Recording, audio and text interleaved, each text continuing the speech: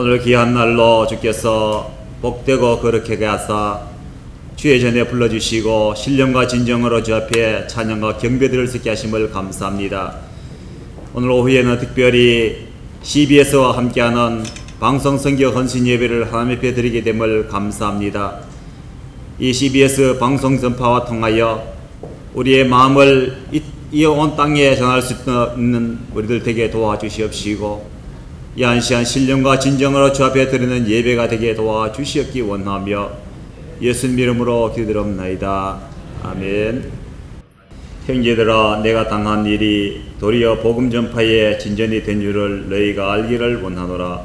이러므로 나의 매임이 그리스도안에서 모든 시위대왕과 그 밖의 모든 사람에게 나타났으니 형제 중 다수가 나의 매임으로 말미암아 주 안에서 신뢰함으로 겁없이 하나님의 말씀을 더욱 담대히 전하게 되었느니라.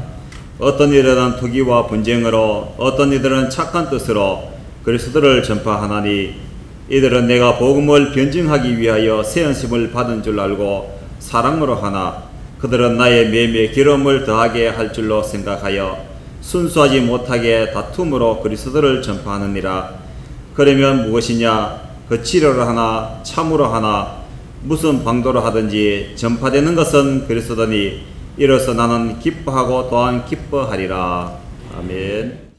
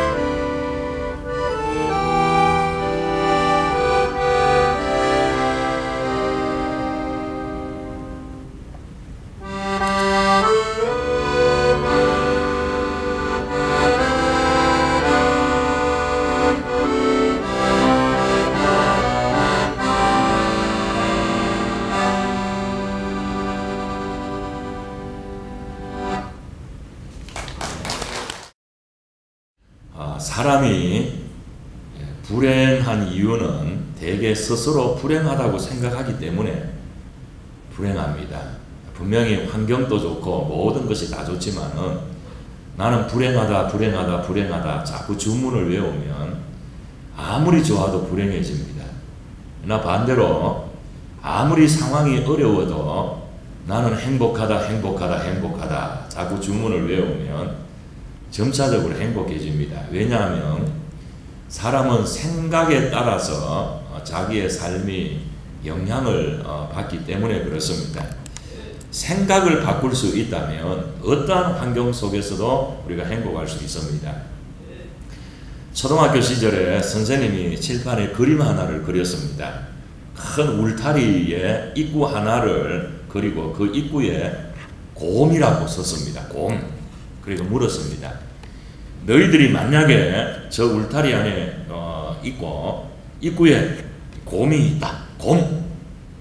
그러면 어떻게 하겠니? 하고 이제 묻습니다. 우리 생각에 울타리는 있고 입구는 하나밖에 없는데 그 앞에 곰이 있으니까 여기에서 벗어날 수 있는 방법이 뭡니까? 하나는 울타리를 뛰어넘는 거고 하나는 곰과 싸워서 이기는 길입니다. 근데 어린아이가 곰과 싸워서 이기는 것들도 힘들고 울타리를 뛰어넘는 것들도 정말 힘이 듭니다. 아무도 답을 찾지 못하자 선생님이 이렇게 이야기했습니다. 그냥 문만 열고 나오면 된다. 이 곰이라고 이게 쓰여진 것이 문 밖에서 보면 이게 뭐로 되어 있느냐 하면 요래 나옵니다. 이 뭐죠? 문이라는 겁니다. 요래 보면 곰이지만은 밖에서 보게 되어지면 이 거꾸로 디비면 이렇게 문이 되어집니다. 이 말은 우리 앞에 놓인 장애물을 곰이라고 생각하느냐 문이라고 생각하느냐 뭐 그런 똑같은 글씨 같은데 디비어 보느냐 똑바로 보느냐에 따라서 차이가 있다라고 하는 것이죠. 문제는 생각입니다. 고정관념, 선입관, 편견 이런 곳에 사로잡혀 있으면 길이 찾아지지 않습니다. 내 앞에는 곰이 기다리고 있어. 나는 도무지 살 길이 없어. 이렇게 생각하게 되어지면 죽을 일만 보입니다. 내 앞에 문이 있어. 그리고 나는 여기에서 헤어나와야 돼. 이런 생각을 갖게 되어지면 살 길이 열린다는 겁니다. 우리가 기독교를 여러 가지로 표현합니다. 생명의 종교, 부활의 종교, 기쁨의 종교 많은 이야기를 하지만은 우리가 기독교를 한마디로 또 다른 말로 표현하면 역설의 종교다. 성경이 가르치고 있는 삶 자체가 역설입니다. 고정관념을 깨고 새로운 길을 제시해주고 있습니다. 웃는 사람이 복된데 우는 사람이 복되다. 그리고 부자가 복된데 가난한 자가 복되다. 물론 여기 있는 이제 심령을 이렇게 이야기를 하죠. 누구든지 자기를 높이는 사람들이 굉장히 많습니다. 그런데 성경은 자기를 낮추는 자가 높아진다. 그렇게 이야기를 했습니다. 여러분 사람들의 고정관념을 뒤집는 그런 역설적인 내용이 많습니다. 많은 사람들이 자기를 죽여야 살리라. 살고자 하면 죽을 것이요. 뭐 이런 이상한 이야기를 성경은 많이 하고 있습니다. 그래서 고린도전후서 12장 10절에 보면 이렇게 말합니다. 내가 약할 그때에 곧 강함이니라. 내가 힘이 없고 가진 것이 없고 아는 것이 없어서 가장 약할 때에 강한다는 것입니다. 왜 그렇습니까? 자기를 의지하지 않고 주님을 의지하기 때문에 주님이 힘이 되어 주신다면 우리는 어떤 어려움도 헤쳐나갈 수 있기 때문에 그렇습니다. 반대로 내가 힘이 있고 가진 것이 많고 아는 것이 많아서 내 생애 최고의 순간에 전적으로 하나님을 의지하지 않기 때문에 자기가 강한 것을 자랑을 할 때에 그때는 가장 약해지더라 라고 하는 이런 이야기입니다. 우리가 많은 역설이 있지만은 이 성경 가운데서 최고의 역설은 십자가입니다. 예수님이 십자가에 죽으심으로 우리를 살리셨습니다. 여러분 십자가는 마귀가 준비한, 다시 이야기하면 이제 하나님의 아들 예수를 죽였다. 승리에 취해 있을 바로 그때에 하나님께서는 죽은 예수를 살리셔서 오히려 그것을 인하여서 우리의 인간의 구원의 방편으로 삼으셨던 것을 볼 수가 있습니다. 이 십자가 정신을 기초로 해서 예수님은 마태복음 10장 39절에서 이렇게 이야기했습니다. 자기 목숨을 얻는 자는 잃을 것이요 나를 위하여 자기 목숨을 잃는 자는 얻으리라. 아까도 말씀드렸지만은 살고자 하는 자는 죽을 것이요 죽고자 하는 자는 살 것이다. 이 사람들의 고정관념을 철저하게 뒤집는 역설 중에 역설인 것을 볼 수 있습니다. 오늘 본문을 보면 복음이 정말 위기 상황에 빠졌습니다. 12절에서 이렇게 기록됩니다. 형제들아 내가 당한 일이 도리어 복음 전파의 진전이 된 줄을 너희가 알기를 원한다. 여러분 여기에서 바울이 당한 일이 어떤 것입니까? 사도 바울이 빌립보 교인들에게 어떤 소식을 전하기 위하여서 편지를 썼습니다. 그 소식이 자기가 로마 감옥에 수감 생활을 하고 있는 것인데 오히려 자기가 로마 감옥에 수감 생활을 하고 있는 것이 복음 전파에 도움이 되어서 생각지 않게 복음 전파가 활발하게 전해진다는 겁니다. 여러분 빌립보 교회는 사도 바울이 남다른 애정을 가지고 있었습니다. 바울이 길지 않은 기간 동안 빌립보에 머물며 복음을 전하다가 쫓겨나듯이 이 성을 떠나게 되었습니다. 바울이 데살로니가에 갔을 때에 사람들을 보내어서 후원을 했습니다. 사도 바울은 원칙적으로 자비랑 선교를 하는 사람이지만 빌립보 교회의 도움은 아주 고맙게 받았습니다. 세월이 지난 후에 빌립보 교회는 바울이 로마 감옥에 수감되어 있다는 소식을 듣게 됩니다. 그리고 날마다 바울을 위하여서 기도했습니다. 정성을 모아 후원했습니다. 급기야는 에바브로디도라고 하는 청년을 로마 감옥에 보내어서 옥중에 바울을 시중들게 만들었습니다. 빌립보 교회에 지극한 정성과 사랑이 들어있었던 것이죠.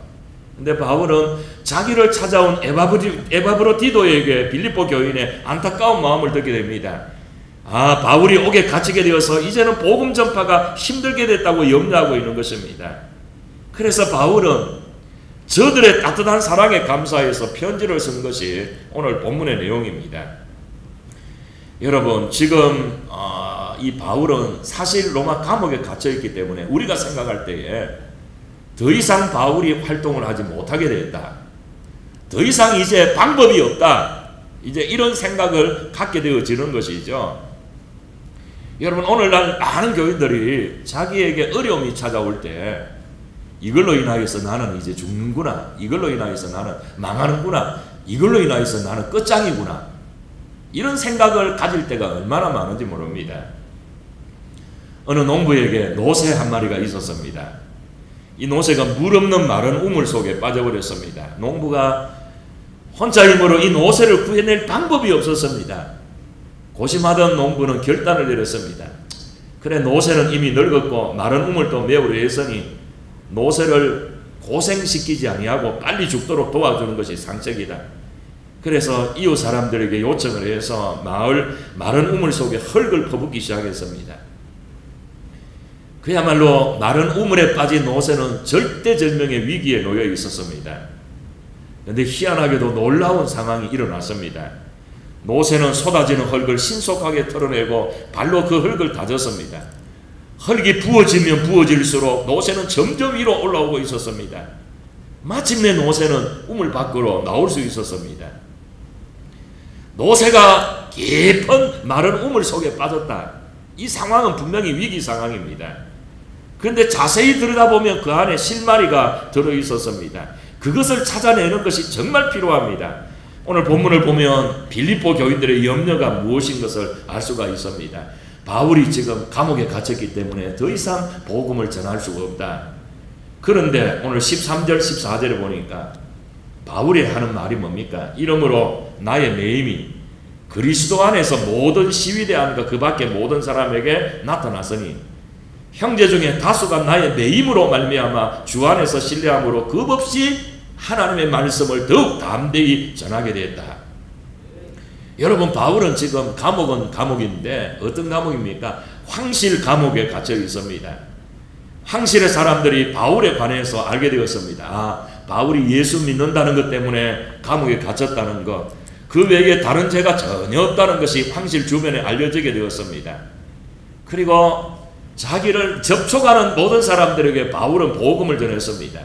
만약에 평범한 전도인으로 로마에 와서 복음을 전했다면 황실에 이런 사실이 알려지기가 어려웠을 것이지만은 희한하게도 바울에게는 그것이 오히려 기회가 되어서 시위대 안에서 황실 안에서 복음을 전하는 그런 기회가 됐고요.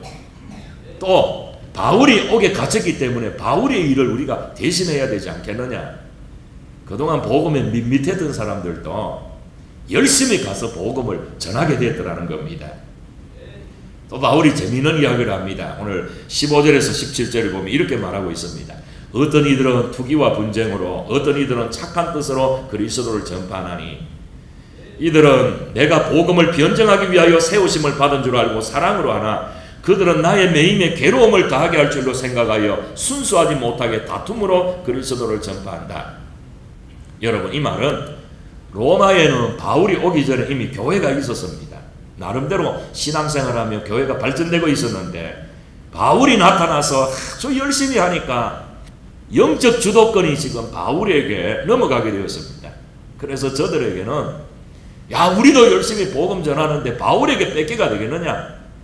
바울을 향한 시기하는 마음이 생겼습니다. 그래서 잘됐다. 바울이 로마 감옥에 갇혀있는 동안에 우리가 더 열심히 전도해서 영적인 주도권을 빼앗아와야 되겠다.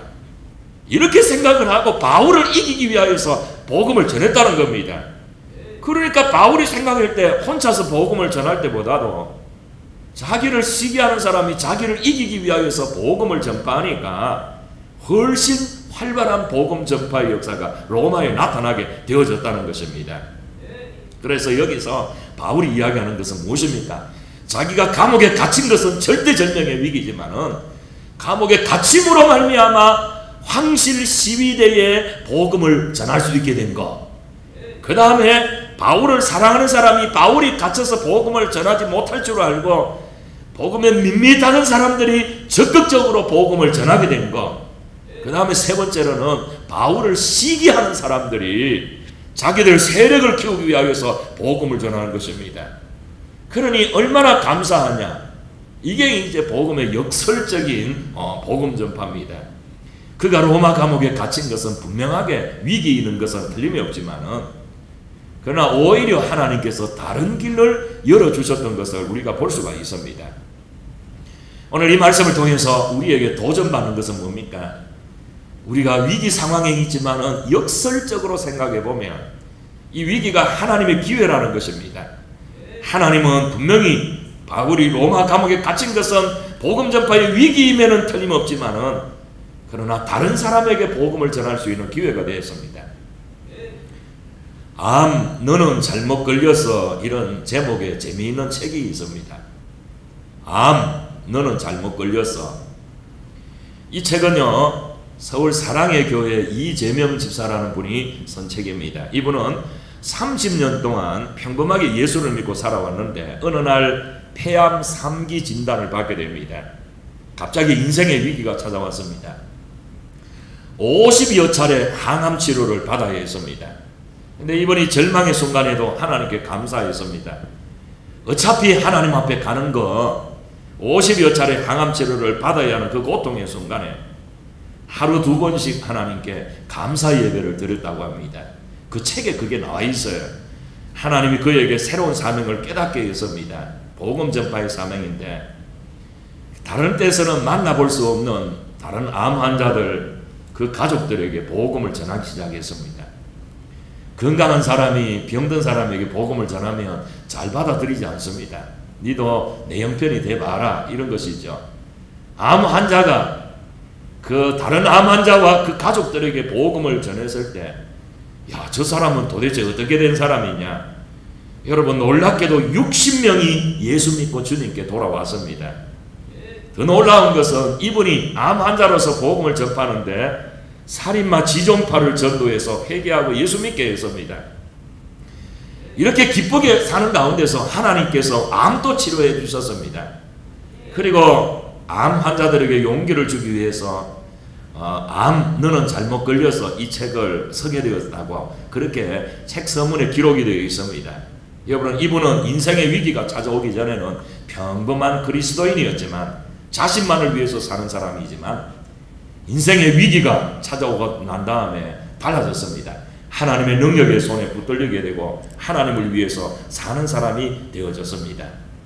여러분, 우리는 위기가 올 때에 하나님의 기회가 왔구나, 우리가 주저앉아 울고 있을 때가 아니라 하나님이 나를 통해서 새 일을 준비하시는구나.